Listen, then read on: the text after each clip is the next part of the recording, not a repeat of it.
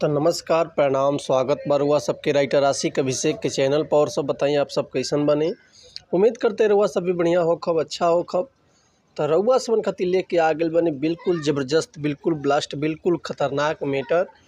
भोजपुरी दर्द भरा नवरात्रि स्पेशल विदाई गीत, महता के विदाई गीत लेके आ गइल बा रउआ सबन के। उम्मीद करते रउआ सबके बेहद पसंद आई। अगर एकरा के रउआ बढ़िया म्यूजिक बनवा के बढ़िया से दिल से गायकी करी तनी तो 100% बाकी गाना और मार्केट में ब्लास्ट करी। लेकिन इससे पहले रउआ सबन से एगो बात कहल चाहब कि अगर रउआ गायकी में इंटरेस्ट बा आ गायकी कल चाहत तनी, गायकी रउआ के पसंद बा, गायकी में कदम रखले बनी और रउआ के बढ़िया मीटर नहीं मिलत, बढ़िया गाना नहीं मिलत, बढ़िया से तुकबंदी नहीं मिलत, बढ़िया रउआ सबन के म्यूजिक नहीं मिल पाओ, तो रउआ अगर हमारा चैनल पर आ गइल बनी तो रउआ सबन के निराश भइले के जरूरत नहीं है। काहे से कि रउआ सबन खातिर हम हर एक प्रकार के सॉन्ग लिखिले, हिंदी होके चाहे भोजपुरी होके, चाहे रउआ कोनो भी ट्रैक पर भोजपुरी गाना लिखवा सकीले, चाहे नया कंपोजिशन गाना लिखवा सकीले, लव सॉन्ग, ऑर्केस्ट्रा सॉन्ग, बेवफाई सॉन्ग, पूर्वी, निर्गुण, भजन, लोकगीत, लयदारी, रंगदारी, जातिवाद सॉन्ग, जिला स्पेशल गाना, नवरात्रि स्पेशल गाना, चाहे विदाई गीत, चाहे विवाह गीत, चाहे सैड सॉन्ग, चाहे वो अपना मनपसंद के कोनो भी अपना फरमाइश के अनुसार गाना लिखवा सकीले, चाहे म्यूजिक बनवा सकीले, उहो बिल्कुल उचित चार्ज पर। तो ये से कहल चाहब रउआ सबन से कि रउआ अगर हमारा चैनल पर आ गइल बनी, चैनल पर पहला बार बनी तो चैनल के सब्सक्राइब कर ली, बेल आइकन प्रेस कर ली, ताकि कोनो वीडियो अपलोड करी तो सबसे पहले नोटिफिकेशन रउआ सबन के मिले। अगर वीडियो रउआ सबके अच्छा लागता, पसंद आवता तो एगो प्यारा सा कमेंट कर दी। चलिए देर ना करते हुए आज के मीटर देखले कैसे बा, का एकर लय बा, का एकर धुन बा, रउआ सबन के हम गा के बताओ तनी। उम्मीद करते रउआ सबके बेहद पसंद आई। तो चलिए देखिए आज के गाना कैसे बा। एगो भक्त माई के आराधना करते रहे, 9 दिन सेवा करते रहे, आ 10वीं के दिन जब विदाई के समय आवता तो बेटा माई से का कहता, देखी कैसे कौना भाव में कहता।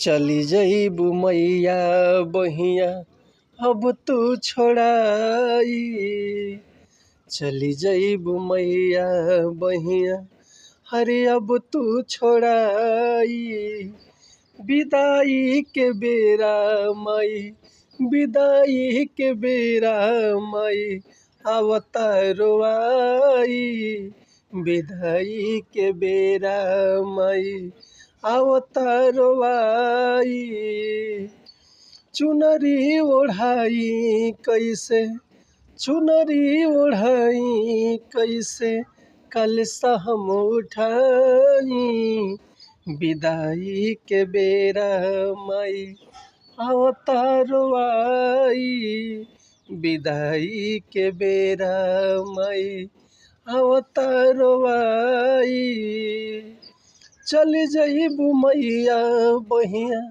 चली जइबू मैया बहिया अब तू छोड़ाई, विदाई के बेरा माई आवता रोआई, विदाई के बेरा माई। तो उम्मीद करते मीटर हुआ सबके बेहद पसंद आयल हुई। अगर ये गाना कर वो फुल लिखवाल चाहतनी, चाहे अगर म्यूजिक बनवाल चाहतनी तो वह बेहिचक कॉल या व्हाट्सअप कर सकतनी। डिस्क्रिप्शन में हमारा कॉन्टैक्ट नंबर बा, व्हाट्सअप नंबर बा, तो वह कॉल या व्हाट्सअप कर सकते। रुआ के बिल्कुल उचित चार्ज पर बढ़िया से बढ़िया मीटर, बढ़िया से बढ़िया गाना मिल जाए, रुआ सबन के बढ़िया म्यूजिक मिल जाए। तो मिलत है नेक्स्ट वीडियो में। तब तक रुआ सबन से एगो बात कहल चाहब कि अगर हमारा गाँव में कोनो मिस्टेक बोल तो भैया क्षमा चाहतनी। तो मिलते हैं नेक्स्ट वीडियो में। तब तक के लिए नमस्कार, प्रणाम, जय हिंद, जय भारत, जय भोजपुरी समाज, हर हर महादेव, जय।